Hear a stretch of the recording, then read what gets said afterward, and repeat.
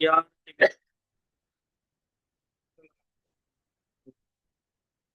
दशमी श्री चैतन्य कृष्णं स्थापितं शरणं वन्देऽहं श्रीगुरु श्रीयुतपदकमलं श्रीगुरुं वैष्णवांश्च श्रीरूपं साग्रजातं श्रवणरघुनाथान्वितं सरस्वतीं साद्वैतं सावधूतं परिजनसहितं कृष्णचैतन्यदेव श्री राधा कृष्ण पादां सगणललिता श्री विशुद्धां हे कृष्ण करुणा सिंधु दीनबंधु जगत्पते गोपिका कांत राधा भक्त कांचन गौरांगी राधे वृंदावनेश्वरी केशवानुसुते देवी प्रणमा वाञ्छा कल्पतरुभ्यश्च कृपा सिन्धुभ्यो पतितानां पावनेभ्यो वैष्णवेभ्यो जय श्री कृष्ण चैतन्य प्रभु नित्यानंद श्री गदाधर श्रीवासादि गौरभक्तवृंद हरे कृष्णा कृष्ण कृष्ण हरे हरे हरे राम राम नमो शुद्धाय कृष्ण विष्टाय गुरुते श्रीमते वेदांत स्वामी सरस्वती देवी गौरवाणी प्रचारिणे शेष शून्यवादी पश्चात्परि कंकर की वाचालम पंगुलंगे तिरंगपुतात्मंगे श्री गुरुदेवताय श्री चैतन्य नरोचैवं नरोत्तमं देवीं सरस्वतीं व्यासं ततो जयमुदीरये नष्टप्राय शुभदेषु नित्यं भागवत सेवया भगवती तमसुखे भक्तिर्भवत्यं श्रीप्रिय ओम नमो भगवते वासुदेवाय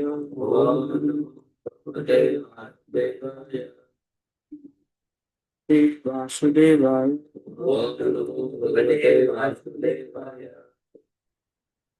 वासुदेवाय ओम नमो भगवते वासुदेवाय।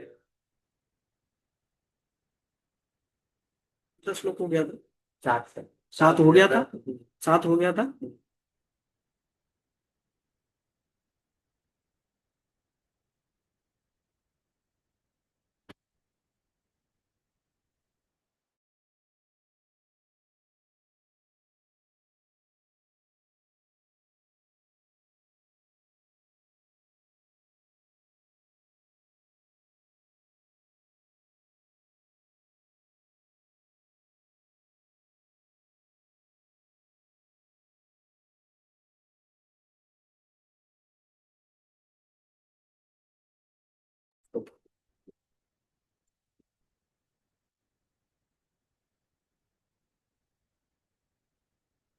अन्यथा कर्म कुर्वाणो अन्यथा कर्म कुर्वाणो मानारूढ़ निबध्यते निबध्यते गुण प्रवाह प्रतीतो नष्ट प्रज्ञो व्रजत्यग्धः नष्ट प्रज्ञो व्रजतव्य। ट्रांसलेशन। अन्यथा जो मनुष्य मनमाना कर्म करता है वह मिथ्या अभिमान के कारण नीचे गिर जाता है और इस प्रकार प्रकृति के तीनों गुणों में फंस जाता है। इस प्रकार से जीव अपनी वास्तविक बुद्धि से रहित हो जाता है और जन्म मृत्यु के चक्र में सदा सदा के लिए खो जाता है। इस प्रकार वह मल के एक सूक्ष्म जीवाणु से लेकर ब्रह्मालोक में उच्च पद तक ऊपर नीचे आता जाता रहता है। इस श्लोक में कई शब्द महत्वपूर्ण हैं। पहला है अन्यथा नहीं तो, जो उसकी ओर संकेत करता है जिसे वैदिक विधि विधानों की परवाह नहीं है। वेदों द्वारा निर्दिष्ट विधि विधान शास्त्र विधि कहलाता है। भगवत गीता में स्पष्ट कहा गया है, जो शास्त्र विधि को स्वीकार नहीं करता और मनमाना कार्य करता है अथवा मिथ्या घर से खुला रहता है, उसे इस जीवन में न तो कभी सिद्धि प्राप्त होती है न सुख अथवा भौतिकता से मुक्ति ही मिलती है। यह सत्र विधि मूत्रसीज्य वर्तते काम कारता न स सिद्धि मां प्रोन्ति न सुखम न पराम गतिम। जो शास्त्रों के आदेशों की अवहेलना करता है और मनमाने ढंग से कार्य करता है, उसे न तो सिद्धि मिलती है, न सुख अथवा परम धाम। भगवत गीता 16.23। इस प्रकार जो जानबूझकर शास्त्र विधि का उल्लंघन करता है, वह अपने ही कारण से प्रकृति के गुणों द्वारा उतना ही इस संसार में फंसता जाता है। अतः मानव समाज को जीवन के वैदिक नियमों का पालन करना चाहिए, जिसका सार भगवत गीता में उपलब्ध है। अन्यथा भौतिक संसार में ही जीवन बिताना होता होगा।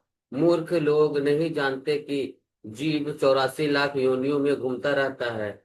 क्रमिक विकास विधि के द्वारा जब किसी को मनुष्य का रूप प्राप्त होता है, तो उससे आशा की जाती है कि वह वेदों द्वारा निर्दिष्ट विधि विधानों का पालन करेगा।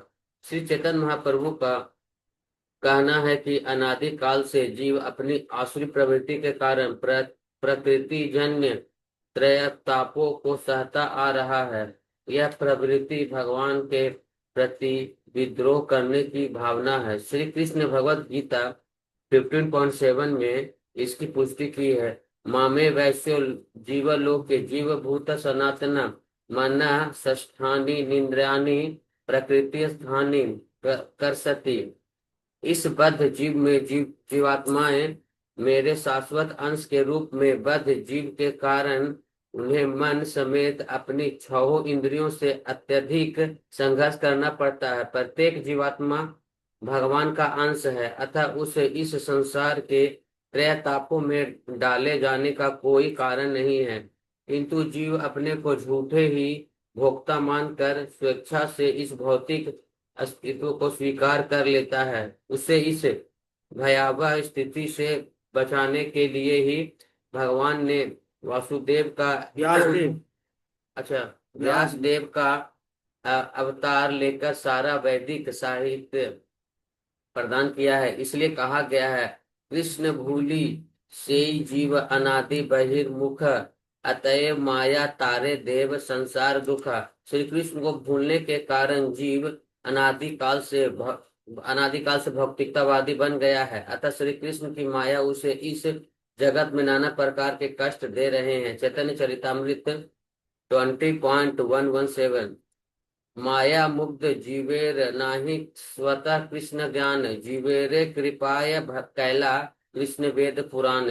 जब जीव माया द्वारा मुग्ध कर लिया जाता है, तो उसकी कृष्ण चेतना पुनर्जीवित पूर्ण जीवित नहीं हो पाती। ऐसी स्थिति में कृष्ण ने कृपा करके 4 वेदों तथा 18 पुराण प्रदान किए हैं। चैतन्य चरितामृत 20.122। इसलिए प्रत्येक मनुष्य को वैदिक आदेशों का लाभ उठाना चाहिए, अन्यथा वह मनमाने कार्य करेगा।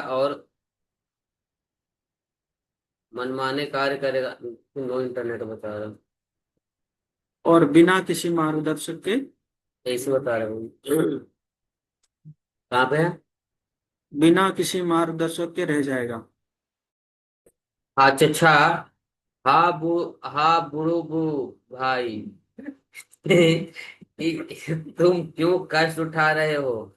तुम कभी प्रकृति की तरंगों में ऊपर और नीचे क्यों जा रहे हो? जीव कृष्ण दास ए विश्वास कर ले ता आस दुखा नाई। अतः तुम अपने आपको कृष्ण का दास मान लो, तब तुम्हारे सारे कष्ट दूर हो जाएंगे। ज्यों ही कोई श्री कृष्ण की शरण में आता है और भगवत गीता को ज्ञान के पूर्ण मानक रूप में स्वीकार कर लेता है, वह प्रकृति के गुणों से बाहर आ जाता है और वह कभी नीचे नहीं गिरता और अपने ज्ञान को नहीं खोता। नष्ट प्रज्ञा प्रज्ञा का अर्थ है पूर्ण ज्ञान, और नष्ट प्रज्ञा का अर्थ है जिसे पूर्ण ज्ञान नहीं है। जिसे पूर्ण ज्ञान नहीं होता, उसके पास केवल अनुमान पर उठो, इन सबसे परे अतीत हो जाओ। समस्त द्वंद्वों तथा लाभ और सुरक्षा की समस्त चिंताओं से मुक्त बनो और आत्मपरायण हो। संपूर्ण संसार तथा सारा भौतिक ज्ञान इन तीनों गुणों में निहित है। मनुष्य को इन तीनों से ऊपर उठना होता है और इस दिव्य पद को पाने के लिए भगवान के आदेश का पालन करना होता है। इस प्रकार यह संसार स्वार्थ हो जीवन सार्थक हो जाता इस है। प्रकार यह जीवन सार्थक हो जाता है। अन्यथा वह भौतिक कार्य के तीन गुणों की लहरों से नीचे फेंक दिया जाएगा। इसकी आगे की व्याख्या प्रहलाद महाराज के शब्दों में श्रीमद् भागवतम 7.5.30 में प्राप्त है। मतेर्न मतीर्ण कृष्णे कृष्ण परतो सुतो वा मिथो विपद्येत गृहबतानाम् अन्दान्त गोविर्विशतां तमिश्रं पुनः पुनश्च वितचर्वणानाम्। भौतिकतावादी व्यक्ति भौतिक सुखों में इतने अधिक व्यस्त रहते हैं कि उन्हें अपने भौतिक अनुभवों के अतिरिक्त कुछ भी पता नहीं रहता है। वे प्रकृति के गुणों की लहर में बह जाते हैं। ये चर्त चरवन चर्वित चर्वण का चर्वित चरवन का जीवन व्यतीत करते हैं और वे अपने अनियंत्रित इंद्रियों द्वारा संचालित होते हैं। इस प्रकार वे नारकीय जीवन के अंधकारमय का स्थानों में जाते हैं। हम्म। बाप रे, कितना बड़ा परपट लिखे प्रभुपाद जी। पूरा किताब।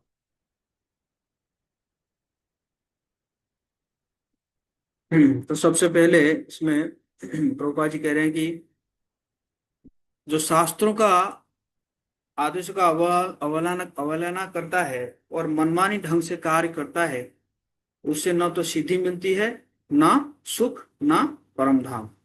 है ना, भगवद गीता में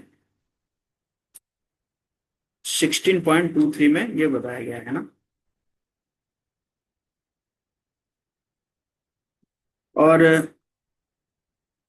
तो वैदिक नियमों का अगर पालन करना चाहिए, जिनका सार भगवद गीता में उपलब्ध है, भौतिक संसार में ही नहीं, अन्यथा क्या होगा, भौतिक संसार में ही जीवन बिताना होगा, है ना।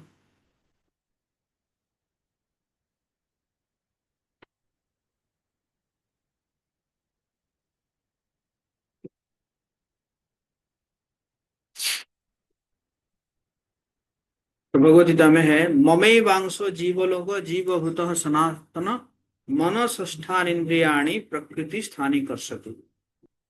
हालांकि जीवात्माएं मेरे शाश्वत अंश है, लेकिन बद्ध जीवन के कारण उन्हें मन समेत अपनी 6 इंद्रियों से अत्यधिक संघर्ष करना पड़ता है। एक तो ज्ञान इंद्रिय 5 हो गई है, अब मन हो गया कौन सा, छठा है ना। तो इसके साथ संघर्ष करना पड़ता है।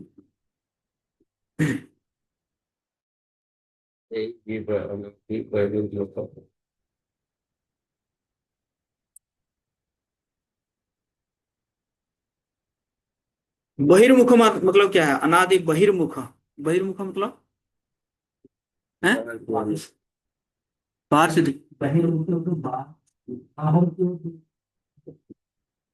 बहिर्मुख मतलब ऐसा है, आप बात कर रहे हैं, मैं यहाँ।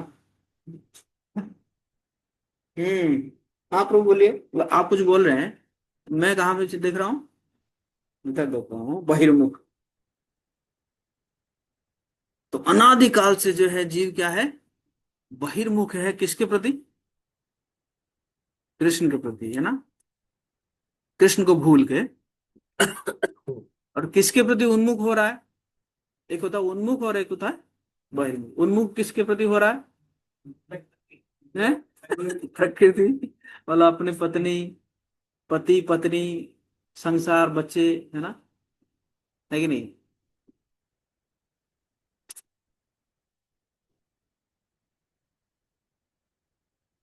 तो इसीलिए माया जो है इस जगत में नाना प्रकार के कष्ट दे रही है ना। माया मुग्ध जीवेर नाही स्वतः कृष्ण, माया मुग्ध जीवेरे नाही स्वतः कृष्ण ज्ञान, जीवेरे कृपाया कैला कृष्ण वेद पुराण। तो भगवान ने जाना कि ये है ना स्वतः कृष्ण ज्ञान, मतलब इसको तो स्वतः तो होगा नहीं, इसको अपने आप ही अगर जीव जो है भगवान की ओर उन्मुख हो जाएगा, ऐसा तो होगा नहीं। इसीलिए जीवेर कृपाय, जीव के ऊपर कृपा करके क्या दिया कृष्ण ने, वेद पुराण, वेद और पुराण, है कि नहीं। इसलिए हमें इसको खुद भी पढ़ना चाहिए और दूसरों को भी पढ़ना पढ़ाना चाहिए। चाहिए। इसको कई बार एग्जाम्पल दिया जाता है, जैसे अ, जंगल में रास्ता होता है ना, जंगल में रास्ता, या आप देखे होंगे जो जमीन में जो पगडंडी होता है उसमें, हाँ, उसमें अगर आप नहीं चलेंगे तो क्या हो जाता है, घास हो जाता है ना, घास हो जाता है ना। और लेकिन आप चलते रहेंगे तो क्या होगा, बिल्कुल रहेगा। हम लोग उसमें साइकिल भी चलाते थे है ना, इतना सा होता था तो नहीं चलने से क्या होता है, घास हो है। उसी प्रकार साधु संतों को क्या करना चाहिए, हमेशा शास्त्र को पढ़ते रहना चाहिए, नहीं तो क्या होगा, घास हो जाएगा। घास उग जाएगा। समझे ना पवन, घास उग जाएगा, है ना, डाउट, डाउट आ जाएगा, है कि नहीं, संदेह रूप घास उग जाएगा, है ना, सही में कृष्ण रक्षा करेंगे कि नहीं करेंगे, या और कुछ प्लानिंग कर लेना चाहिए, समझे ना।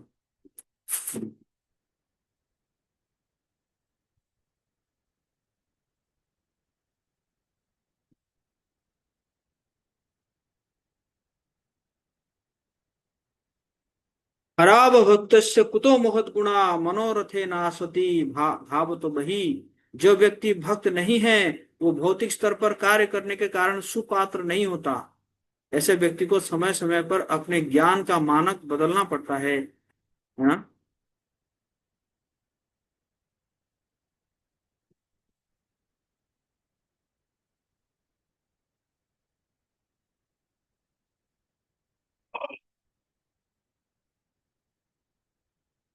भक्ति विनोद ठाकुर कह रहे हैं, तुम क्यों कष्ट उठा रहे हो, तुम कभी प्रकृति के तरंगों में ऊपर और कभी नीचे क्यों जा रहे हो।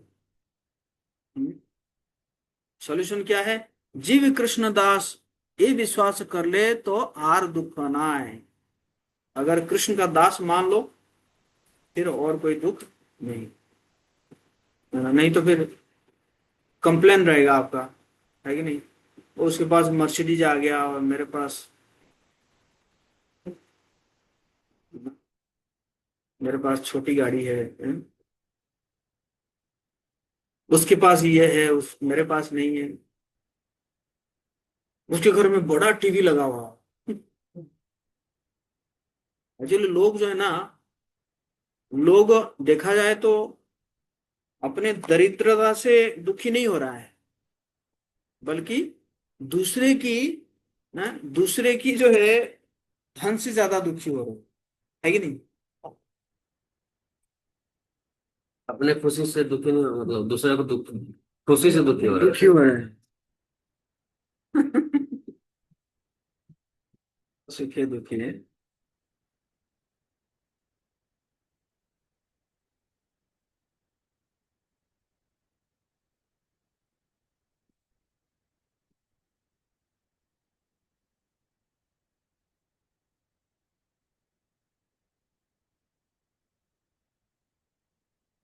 शास्त्रों द्वारा निर्धारित नियमों का उल्लंघन करने से मनुष्य का हृदय शुद्ध हो सकता है, और जब हृदय शुद्ध हो जाता है तो भौतिक प्रकृति के तीनों भौतिक गुणों के अनुसार कार्य करता है। शुद्ध नहीं होता है तो भौतिक प्रकृति तीनों भौतिक गुणों के अनुसार काम करता है ना। तो एक्चुअली जो भौतिक चीजें हम पढ़ाई करते हैं, जैसे न्यूज़पेपर पढ़ रहे हैं, है ना, या और चीज पढ़ रहे हैं, उससे हमें क्या मिलता है, इंफॉर्मेशन होता है, इंफॉर्मेशन मिलता है। लेकिन शास्त्र हमारा क्या करता है, ट्रांसफॉर्मेशन करता है ना,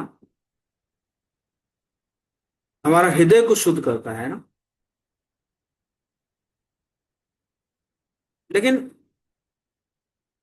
भाव भी सही रखना पड़ेगा। अगर आप शास्त्रों को भी आप इसलिए पढ़ेंगे ताकि मैं बता पाऊं क्या, क्या कृष्ण भगवान, अगर आप अगर शास्त्र को ऐसे ही पढ़ेंगे, कहेंगे पढ़ के मुझे किसी को बताना है, है। तो भी वो क्या हो जाएगा, वो भी इंफॉर्मेशन हो जाएगा।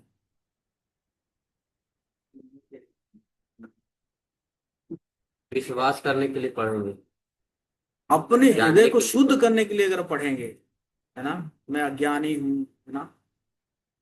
एक्चुअली जो शास्त्र है ना, ये शास्त्र की सब क्या है ना, ये शास्त्र सब भी जो है एक एक पर्सनालिटी है। भगवत गीता एक पर्सनालिटी है, व्यक्ति है भगवत गीता। हाँ, कहते ये जो ये जो शब्द है ना, ये शब्द में सब देवता लोग बैठे हुए हैं, ऐसे कहते हैं। समझ गए ना। तो इसीलिए है ना, शास्त्रों को पढ़ने से पहले प्रार्थना करना चाहिए, है कि नहीं।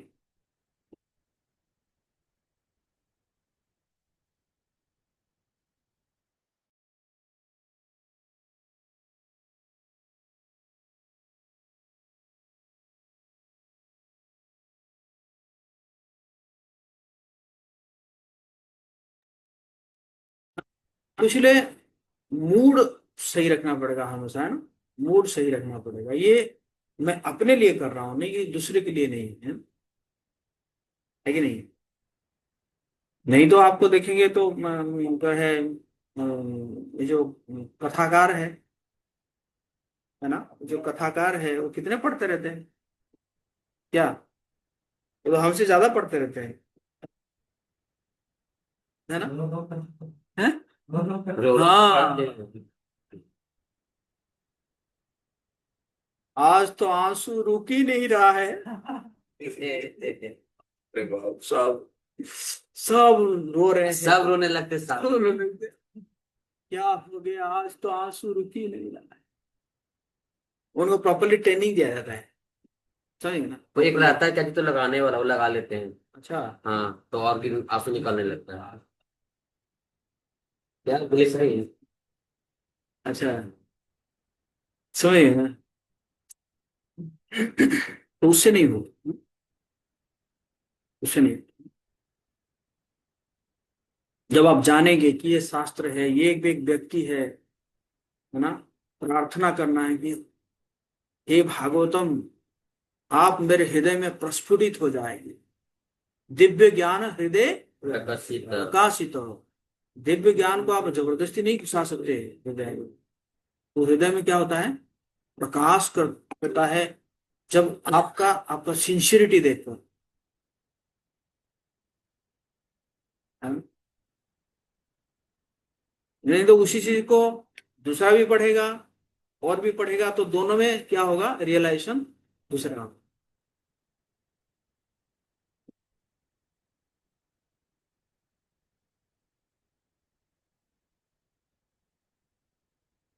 इसलिए बहुत सुंदर ये श्लोक प्रभुपाद जी बार बार उच्चारण करते थे, मेरे पीछे दोहरा सकते हैं। मतीर्न कृष्णे परतो स्वतो वा, मतेन मिथोऽपि पद्येत गृहे व्रतानां, अन्दान्त गोभिर्विशदां तमिश्रम्, पुनः पुनश्चर्वित चर्वणानां। क्या कह रहे हैं, कह रहे हैं कि भौतिकवादी व्यक्ति भौतिक सुखों में इतने अधिक व्यस्त रहते हैं कि उन्हें अपने भौतिक अनुभवों के अतिरिक्त कुछ पता ही नहीं रहता, और वे प्रकृति के गुणों की लहरों में वो बह जाते हैं। वे चर्बित चर्वण का जीवन बिताते हैं। क्या है चर्बित चर्वण, मतलब चबाए हुए को दोबारा चबाना, है कि नहीं। मतलब वही वही काम करते रहना, रोज रोज वही काम करते रहना, उसी में सुख ढूंढना। शायद आज सुख नहीं मिला, कल मिलेगा, कल नहीं मिला परसों मिलेगा, परसों नहीं मिला तो तरसों मिलेगा। चबाए हुए को बार बार जवान। चबाए जा रहे हैं ना? और अपने अनियंत्रित इंद्रियों द्वारा संचालित होते हैं। इस प्रकार वे नारकीय जीवन के अंधकारमय स्थानों में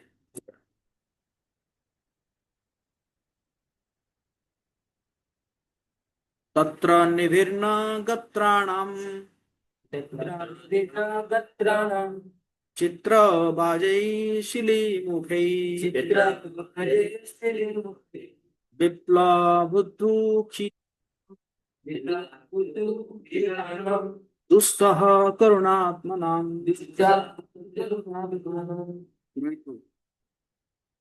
जब राजा पुरंजन इस आखेट करने लगा तो तीक्ष्ण बाणों से हिंदकर जंगल में अनेक पशु अत्यधिक पीड़ा से अपना प्राण त्यागने लगे। राजा के इन विनाशकारी निर्दयतापूर्ण कार्यों को देखकर दयालु पुरुष अत्यंत खिन्न हो गए।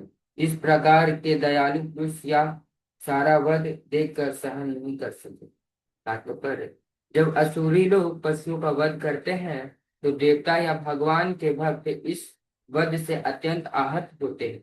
इस आधुनिक युग की असुरी सभ्यताओं में विश्व भर में अनेक प्रकार के वध चलाएं कसाई घर चालू। धूर्त स्वामी तथा योगी मूर्ख लोग को मांस खाने तथा पशुओं का वध करने के लिए प्रोत्साहित करते रहते हैं और इसी के साथ साथ वे अपना तथा कथित ध्यान एवं योग भी चालू रखते हैं। ये सारे कार्य अत्यंत जघन्य हैं और कोई भी दयालु व्यक्ति तथा भगवान का भक्त ऐसा दृश्य देखकर अत्यंत आप्रसन्न होता है। अखेट की क्रिया भी एक भिन्न प्रकार से चल रही है। जैसा कि हम पहले कह चुके हैं, स्त्रियों का अखेट विभिन्न प्रकार की शराबें पीना, नशे में रहना, पशुओं का वध तथा मैथुन सुख, ये सब आधुनिक सभ्यता के आधार हैं। वैष्णव वैष्णवजन संसार की ऐसी दशा देखकर अत्यंत आप्रसन्न रहते हैं, इसलिए वे कृष्ण भावनामृत आंदोलन के प्रसार में व्यस्त रहते हैं। जंगल में पशुओं के शिकार तथा वध, कसाई घरों में पशुओं का सामूहिक वध तथा वेश्यालयों में क्लबों और संस्थाओं के विभिन्न नामों के अंतर्गत चलाए जाते हैं और तरुणियों तथा शोषण, इन सब को देखकर भक्तजन दुखी होते हैं। यज्ञ में पशुओं के वध के प्रति अत्यंत दयालु होने के कारण नारद ने राजा प्राचीन बहिष्ठ को उपदेश देना प्रारंभ किया। इन उपदेश में उन्होंने बताया कि मेरे जैसा भक्त मानव समाज में प्रचलित इस प्रकार के वध से अत्यंत दुखी है। इस प्रकार वे वध से न केवल संत पुरुष दुखी होते हैं वरन भगवान भी दुखी होते हैं और बुद्ध के अवतार के रूप में प्रकट होते हैं। इसलिए जयदेव गोस्वामी गाते हैं, सदया हृदय दर्शित पशुघातम। मात्र पशुओं की हत्या रोकने के लिए भगवान बुद्ध दयावश प्रकट हुए। कुछ धूर्त यह मत व्यक्त करते हैं कि पशुओं के आत्मा नहीं होते, अतएव वे जड़ है। इस प्रकार वे अपना औचित्य स्थापित करते हैं कि पशुओं की हत्या में कोई पाप नहीं होता। वस्तुतः पशु जड़ नहीं है, अपितु उनका वध करने वाले का हृदय जड़ होता है, अतः उन्हें कोई तर्क या दर्शन नहीं भाता। वे कसाई घरों को चालू रखते हैं और जंगलों में पशुओं का वध करते रहते हैं। निष्कर्षतः जो व्यक्ति नारद जैसे साधु पुरुषों एवं उनकी परंपरा के आदेशों की परवाह नहीं करता, वह निश्चय ही नष्ट प्रज्ञ की कोटि में पहुंचकर नरक हो जाता है। तो यहाँ पे बेसिकली कह रहे हैं कि वैष्णव जो है, साधु जो है ना, दूसरे के दुख से दुखी होते हैं ना। एक भजन है ना, वैष्णव जन तो तेने कही पीड़ पराई जानी रे, पर दुखे दुखे। ये नहीं है कि भाई उसको खाना नहीं मिल रहा है या उसका नौकरी नहीं है, ये सब असली दुख है नहीं, है ना। लेकिन मतलब संसार में लोग जो है भौतिक चीजों के पीछे पढ़कर कितना टॉर्चर हो रहे हैं ना।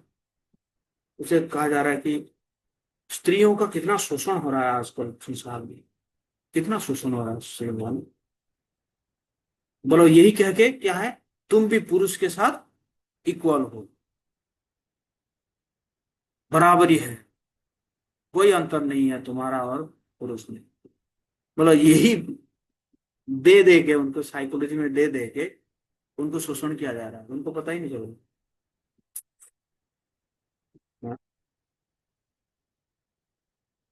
और उसी प्रकार स्लॉटर हाउस खोले जा रहे हैं। हम्म,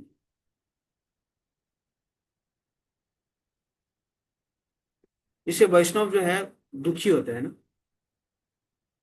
एक बार मैंने सुना था कि प्रभुपाद जी जा रहे थे, वॉक में जा रहे थे, तो एक पार्क में चार पांच बूढ़े लोग बैठे हुए थे ना। बूढ़ा मतलब लगभग 70 से ऊपर है उम्र।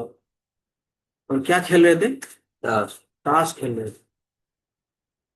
तो प्रभुपाद जी लिटरली रोने लगे कि देखो, लोग बूढ़ा हो गए हैं, अभी भी उनको ज्ञान नहीं हो रहा है कि मृत्यु आसन्न है, अभी कम से कम क्या करे, भक्ति। थोड़ा भक्ति कर ले, भगवान का नाम ले ले। हम्म। तुम उसको कुछ बोलने जाओगे तो वो तो उल्टा तुम्हें सुना देगा, अरे तू क्या बच्चा मुझे सुनाएगा, बताइए, है ना। तो प्रभुपाद जी रोने लगे।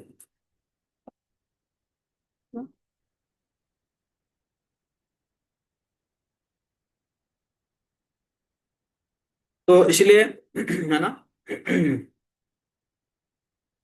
इसलिए जीव दया है ना, जीव के ऊपर दया करके प्रचार करना चाहिए। प्रचार करना मतलब क्या है कि उनको भगवान के साथ जोड़ देना है ना। लक्ष्मीपति के साथ सब जुड़ जाएंगे तो अपने आप ही लक्ष्मी। लक्ष्मी आ जाएगी, है कि नहीं। हमारा काम यही है? तो ये असली दया है। और प्रचार ना करना हिंसा है। क्या है? प्रचार ना करना ही। हिंसा है। हाँ?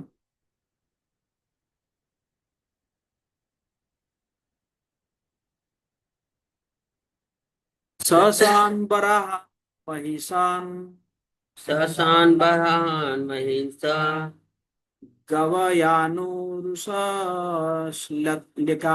गया वनोनुसलकान। मेध्यान्यांश्च विविधान्वि युधांश्च विधि विधानि। निघ्नान् श्रममध्यागत। पीडनं समनुज्ञातम्। सतप्रभु।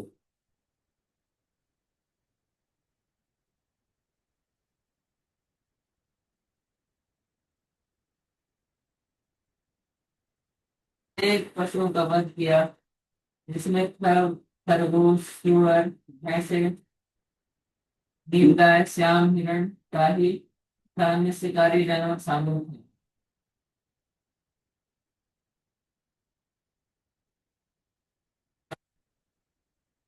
और ये मनुष्य अनेक प्रारब्धों को करता है। गरुड़ गोस्वामी अपनी भक्ति के सामने केवल अज्ञान से पापित बनता है। पाप में जीवन का परिणाम है कष्ट भोगना। शांति और आदर्श नियमों का उल्लंघन करते हैं जो कानून द्वारा दंडित होते हैं। इसी प्रकार प्रकृति के नियम भी बड़े कठोर हैं। यदि बालक परिणाम देने बिना अग्नि को छूता है तो वह जल जाता है, भले ही बच्चा ही क्यों। यदि कोई बालक प्रकृति के नियम का उल्लंघन करता है तो उसके साथ कोई अनुकंपा नहीं बरती जाती। उनसे केवल ज्ञान से प्रकृति के नियमों का उल्लंघन करता है, और जब उसे ज्ञान हो जाता है तो वह और आगे बात कर नहीं सकता। राजा आगे पशु का वध कर लेने के बाद अत्यंत थक गया। जब मनुष्य किसी संत पुरुष के संपर्क में आता है तो उसे प्रकृति के कठोर नियमों का पता चलता है और वह धार्मिक बन जाता है। धार्मिक मनुष्य पशु तुल्य है, किंतु कृष्ण भावनामृत आंजलि न्याय से मनुष्य को वस्तुओं का सही सही ज्ञान हो जाता है। नवाचार वर्जित कार्यों को त्याग देता है। ये मांस भक्षण, क्रिया तथा अनुदेश सेवन, यही धार्मिक जीवन का सूत्र प्राप्त है। जो अपने को तथाकथित रूप से धार्मिक कहते हैं, इन चार वर्जित कर्मों में लगाते हैं, वे कपटी हैं। धार्मिक जीवन तथा पाप करने एक दूसरे के साथ साथ नहीं कर सकते। यदि कोई सचमुच धार्मिक जीवन या मोक्ष पथ का अनुसरण करता है तो उसे इन चार मूलभूत नियमों का दृढ़ परिग्रह रखना होगा। कोई कितना ही पापी क्यों न हो, यदि उससे उपयुक्त गुरु से ज्ञान प्राप्त होता है, वह अपने विगत पाप कर्मों के लिए पश्चाताप करता है और उसे बंद कर देता है, तो वह तुरंत घर लौटने अर्थात भगवान के धाम वापस जाने का पात्र बन जाता है। ये सभी संगमों जो सात विधियों का तथा गुरु के उपदेशों का पालन किया है। इस समय सारा संसार अंधी भौतिकवादी सभ्यता से विरक्ति लेने के करार पर है। इसकी तुलना जंगल में पशुओं के आश्रय से किया। लोगों को इस कृष्ण भावनामृत आंदोलन का लाभ उठाना चाहिए और उन्हें हत्या करने की इस कष्टप्रद जीवन से विराम मिला। कहा जाता है कि पशुओं के हत्यारों को न तो जीना चाहिए न मरना। यदि वे पशुओं को मारने है स्त्रियों के साथ भोग करने के लिए जीवित रहते हैं, हत्यारा मरता है वह दिन गति में जन्म मरण के चक्र, यह भी वांछनीय नहीं है। निष्कर्ष यह निकलता है कि हत्यारों को हत्या करनी चाहिए और जीवन को सफल बनाने के लिए कृष्ण भावना में आंदोलन सम्मिलित होना चाहिए। आत्महत्या करके ऐसा भ्रमित और हताश व्यक्ति को विश्राम प्राप्त नहीं। आत्महत्या से उसे जन्म नहीं प्राप्त होगी, अतः सर्वसुख के उपाय यही है। इस प्रकार जन का अर्थात ठीक है, क्लियर है। ततः क्षित्रोत्परिश्रान्तो तथा परिश्रांतो निवृत्तो गृहमेवान् निवृत्तो गृहमेवान् कृतस्नानोचिताहारः संविवेश सत्वमः। अजितो इसके बाद अत्यंत थका मांदा भूखा एवं प्यासा राजा अपने राजमहल लौट आया। लौटने के बाद उसने स्नान किया और यथोचित भोजन किया। तब उसने विश्राम किया और इस तरह सारी थकान से मुक्त हो गया। भौतिकवादी मनुष्य पूरे सप्ताह अत्यधिक परिश्रम करता है, वह सदैव पूछता रहता है धन कहाँ है। फिर सप्तांत में वह इन कार्यों से छुट्टी लेकर विश्राम करने के लिए किसी एकांत स्थान में जाना चाहता है। राजा पुरंजन अपने घर इसीलिए लौट आया क्योंकि जंगल में पशुओं का शिकार करते करते वह अत्यधिक थक पड़ा। इस प्रकार उसके अंतःकरण ने उसे और पाप कर्म करने से मना करके उसे अपने घर लौटने के लिए दिवस दिया। भगवद गीता में भौतिकवादी व्यक्तियों को दुष्चिंतीन कहा गया है। इसका अर्थ है कि वे सदा पाप कर्मों में लगे रहते हैं। जब मनुष्य को चेत होता है कि वह पाप कर्मों में लगा है तो उसका विवेक जागता है। इसे यहाँ पर रूपक के अलंकार की भाषा में महल कहा गया है। समानता भौतिकवादी मनुष्य रजो तथा तमो गुण से प्रभावित होता है। रजो तथा तमो गुण का परिणाम होता है काम तथा लोभ। भौतिकवादी मनुष्य के जीवन में कर्मठता का अर्थ है काम तथा लोभ के वशीभूत होकर कार्य करना, किंतु जब उसे चेत होता है तो वह निर्वृत्त चाहता है। वैदिक सभ्यता में ऐसी निर्वृत्ति के लिए स्तुति की गई हो और जीवन के इस भाव को वानप्रस्थ करते हैं।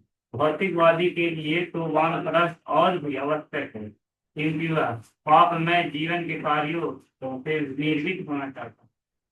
राजा पुरंजन का घर आना, स्नान करना और उपयुक्त भोजन करना ये बताते हैं कि भौतिकवादी मनुष्य को पापमय जीवन से निर्वृत्ति ले लेनी चाहिए और गुरु स्वीकार करके शुद्ध होकर उसे जीवन के मूल्य के बारे में सुनना चाहिए। ऐसा करने पर उसे ताजगी नवीनता महसूस होगी। जिस प्रकार यह स्नान करने से पानी गुरु से दीक्षा प्राप्त करके उसे कई प्रकार के पाप कर्मों का यथा अवैध मैथुन, मद्यपान, दूध पीवा तथा मांसाहार का परित्याग कर देना चाहिए।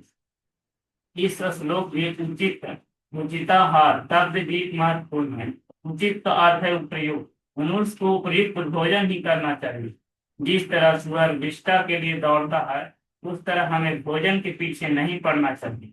भगवत गीता में मनुष्य के भोज्य पदार्थों का सात्विक आहार के शीर्षक में वर्णन किया गया है। मनुष्य को रजो तथा तमोगुणी भोजन नहीं करना चाहिए। यही उचित आहार है, आहार या उपयुक्त भोजन करना। जो लोग सदैव मांस या मद पीते हैं, जो रजो तथा तमो गुण का आहार है, उन्हें इन वस्तुओं का त्याग देना चाहिए, जिससे उनकी वास्तविकता चेतना जागृत होती है। इससे मनुष्य शांत तथा तरोताजा हो सकता है। यदि कोई अशांत या थका हुआ रहे तो ईश्वर ज्ञान को नहीं समझ सकता। श्रीमद् भागवतम में कहा गया है, एवं प्रसन्न मनसो भगवत भक्ति योगतः भगवत तत्व विज्ञानम मुक्त संगस्य जायते। जब तक मनुष्य राजो तथा तमो गुण के प्रभाव से मुक्त नहीं हो लेता, उसे शांति नहीं मिलती और बिना शांति के ईश्वर ज्ञान को समझ पाना कठिन है। राजा पुरंजन का अपने घर लौटना मनुष्य का अपनी पूर्व चेतना में लौटने का सूचक है। यही पूर्व चेतना ही कृष्ण चेतना है।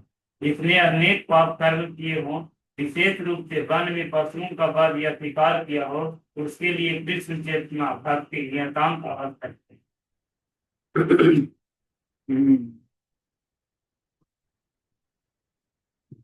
रजो तथा तमोगुण से मुक्त होना पड़ेगा।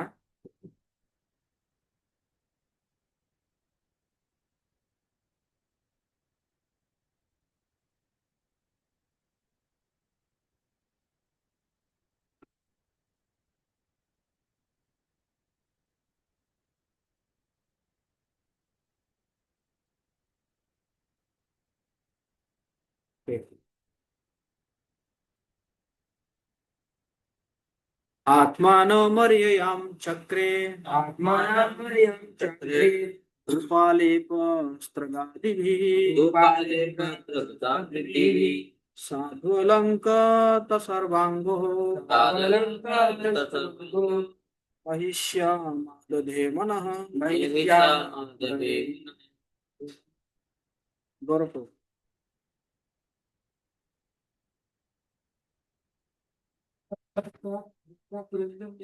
शरीर में आभूषण उसने अपने शरीर के ऊपर चंदन का लेप किया और फूलों की माला पहनी। इस प्रकार वह पूर्णतः तरोताजा विश्रांत हो गई। इसके बाद वह अपनी रानी की खोज करने लगी। तात्पर्य, जब मनुष्य में उत्तम चेतना जगती है और वह किसी साधु पुरुष को अपना गुरु बना लेता है, तो वह अनेक वैदिक उपदेश सुनता है, दर्शन तथा भक्तों के आख्यान तथा ईश्वर एवं भक्तों के मध्य कथोर कथन के आदान प्रदान के रूप में होते हैं। इस प्रकार वह मन में ताजगी नवीनता का अनुभव करता है। जिस प्रकार सारे शरीर में चंदन लेप करने तथा आभूषण पहनने से अनुभव होता है। इन अलंकरणों की तुलना धार्मिक तथा आत्म ज्ञान से की जा सकती है। ऐसे ज्ञान से मनुष्य भौतिक जीवन से विरक्त होता है और अपने आप को श्रीमद् भगवत गीता तथा अन्य वैदिक साहित्य सुनने में लगाता है। अलंकृत शब्द बताता है कि मनुष्य को चाहिए कि साधु पुरुषों के उपदेशों से संक्षिप्त ज्ञान में लीन रहे। जिस प्रकार राजा पुरंजन अपनी प्राण प्रिय रानी को ढूंढने लगा, इसी प्रकार साधु पुरुषों से प्राप्त किए ज्ञान से अलंकृत मनुष्य को अपनी मूल चेतना कृष्ण भावनामृत ढूंढने का यत्न करें। जब तक साधु पुरुष अपने उपदेश कृपा नहीं दिखाते, तब तक किसी के लिए कृष्ण चेतना प्राप्त करना कठिन है। अतः श्री नरोत्तम दास ठाकुर गाते हैं, साधु शास्त्र गुरु वाक्य चित्ते करियाए। यदि हम साधु पुरुष बनना चाहते हैं या अपनी मूल कृष्ण चेतना को प्राप्त करना चाहते हैं, तो हमें साधु शास्त्र तथा गुरु की संगति करनी चाहिए। यही प्रक्रिया है।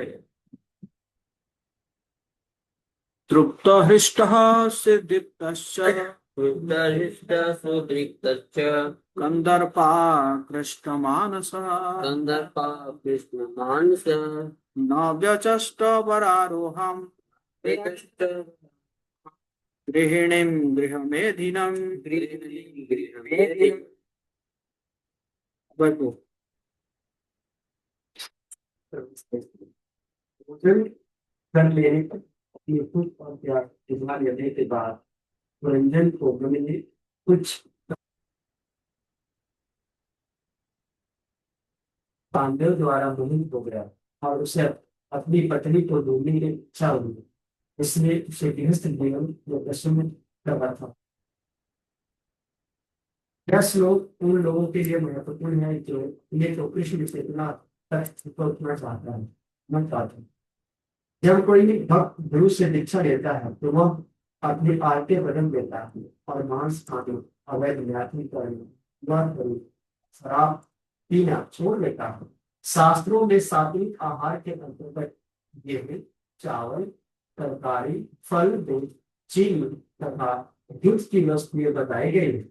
चावल, दाल, रोटी, तरकारी, दूध तथा चीनी जैसे सामान्य आहार संतुलित होते हैं।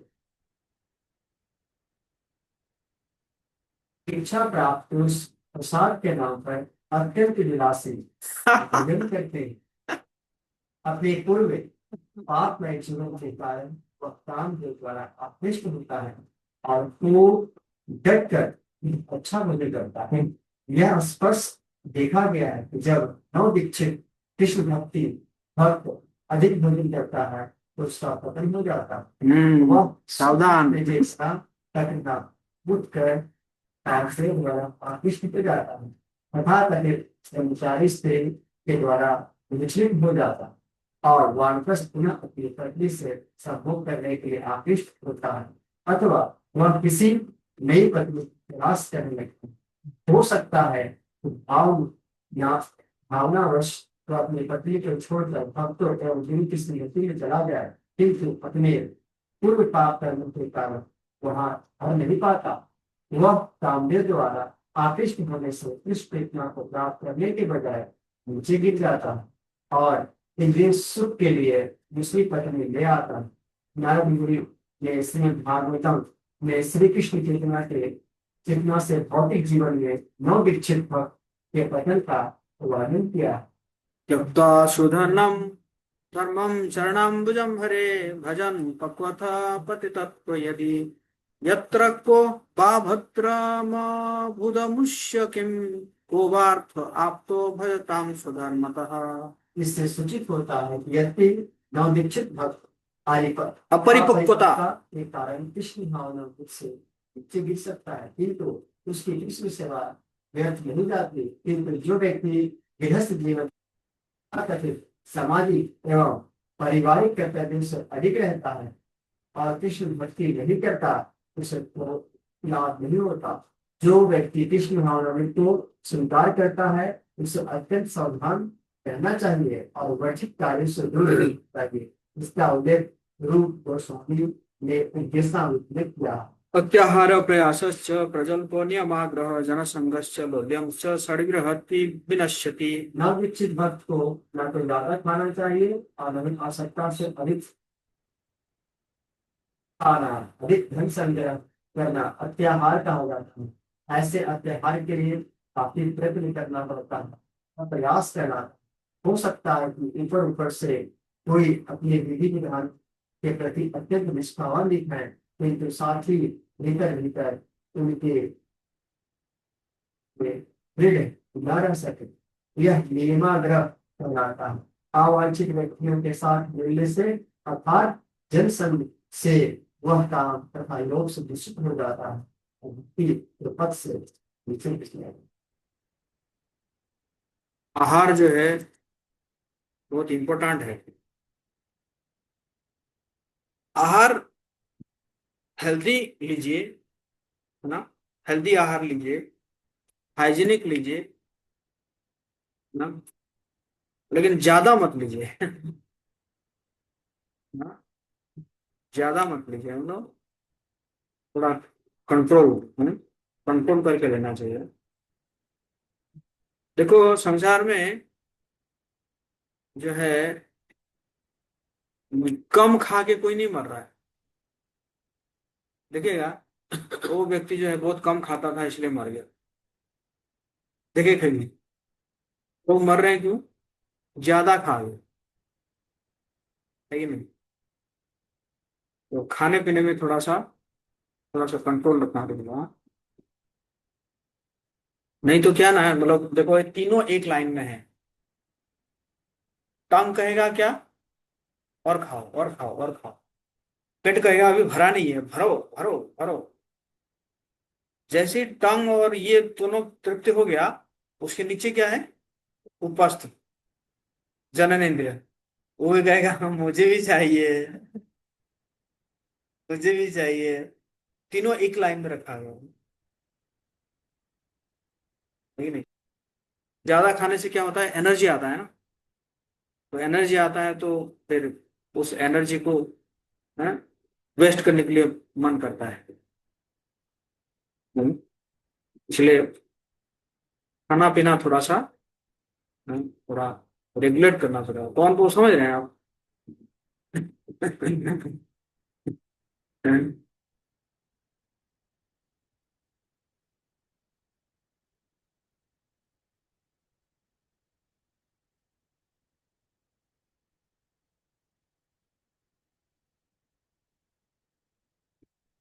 पुरो स्त्रियो पृच्छा अनंता विष्णुपुरुषा दीमना इव वेदिष्य देवगण इव अपि वह कुशलं रमा रामः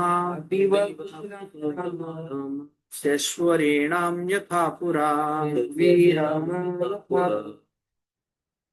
कौन बचे? कौन रू? उस समय राजा पुरंदर कुछ उसमें कि बस स्त्रियों से तो था। सुंदरी हो तुम सब अपने स्वामी से पहले तो समान तो संत हो।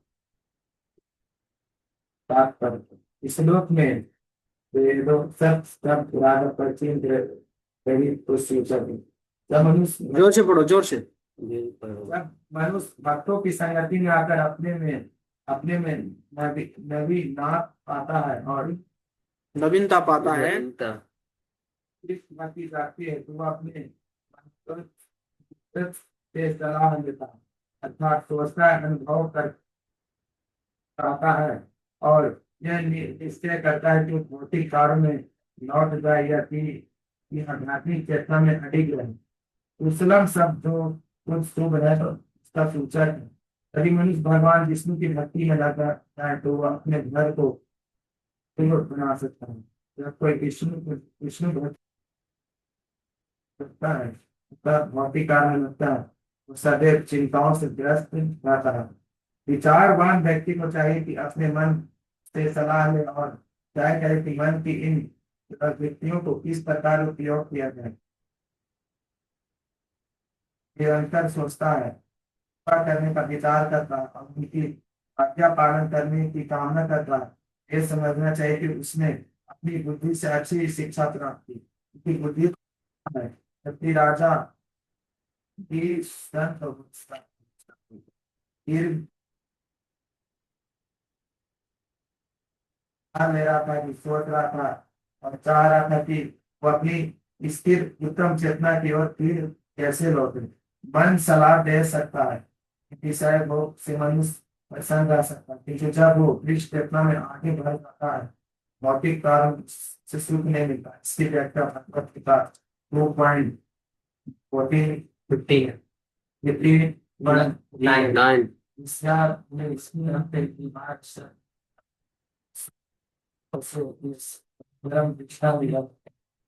नारी जीव को इंद्र भोग से रोका जा सकता, परंतु विषय विषय आसक्ति बनी रहती, क्योंकि उच्च रस के अनुभव जो है ऐसा है चेतना बुद्धि योग में स्थिर बताता है।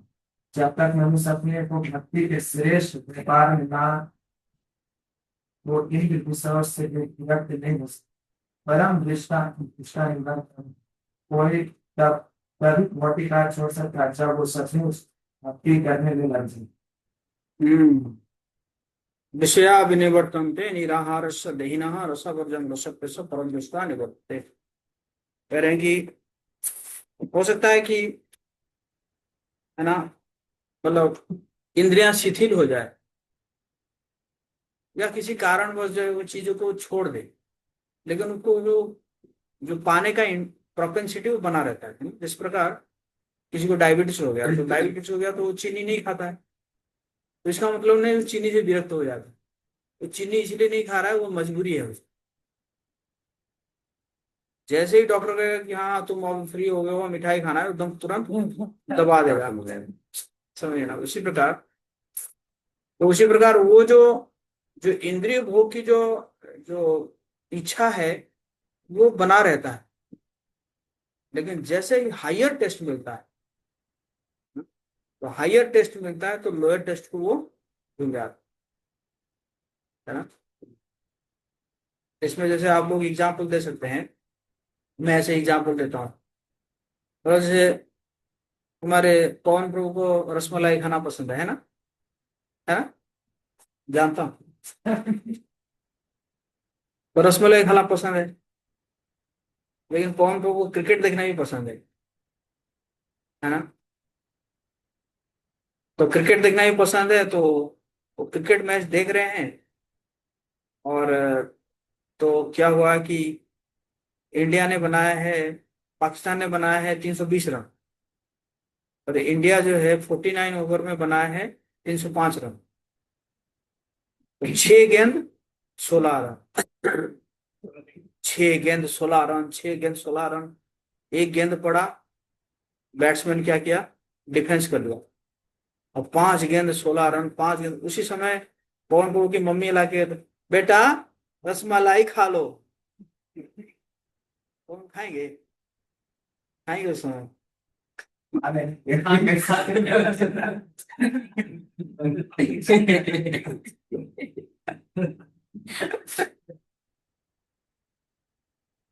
क्रिकेट प्रेमी होगा वो क्या कहे, अभी क्या टेंशन, इतना टेंशन है, लोग टीवी तोड़ देते हैं, टीवी तोड़ देते हैं, लोग सुसाइड कर लेते हैं, है ना। तो जो है भाई रसमलाई पड़ी है अभी तो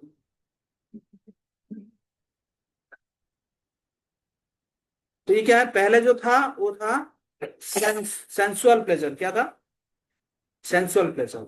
लेकिन अब जो क्रिकेट मैच देख रहा है वो कौन सा प्लेजर है, मेंटल प्लेजर। क्या है, मेंटल प्लेजर, है ना।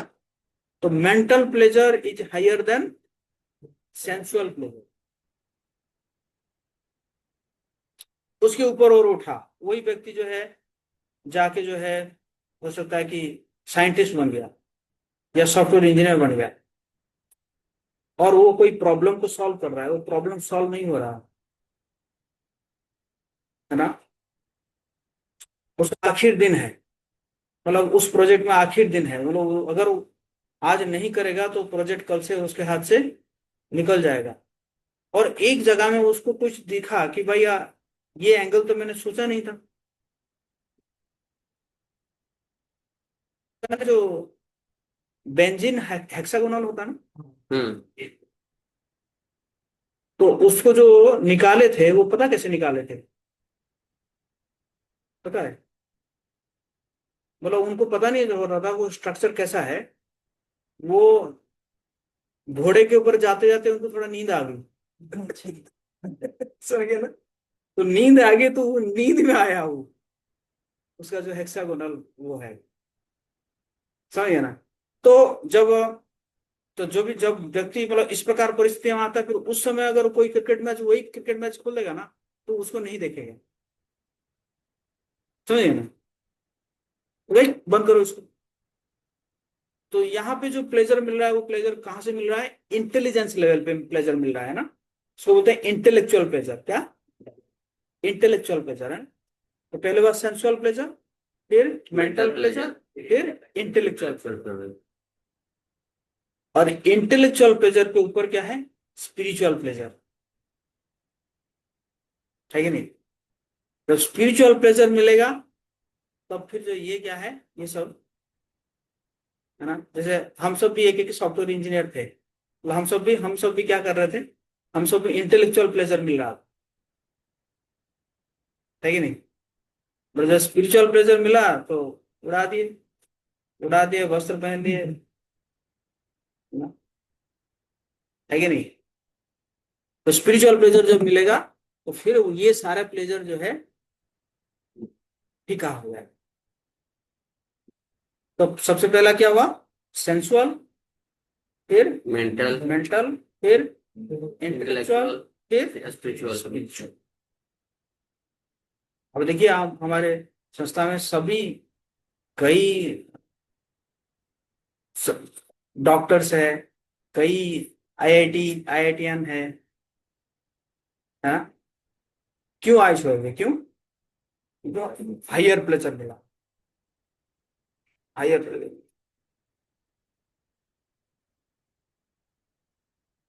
ओके, हम ये भी विराम देते हैं। 14 श्लोक हो गया है। जगत गुरु श्री प्रभुपाद की जय।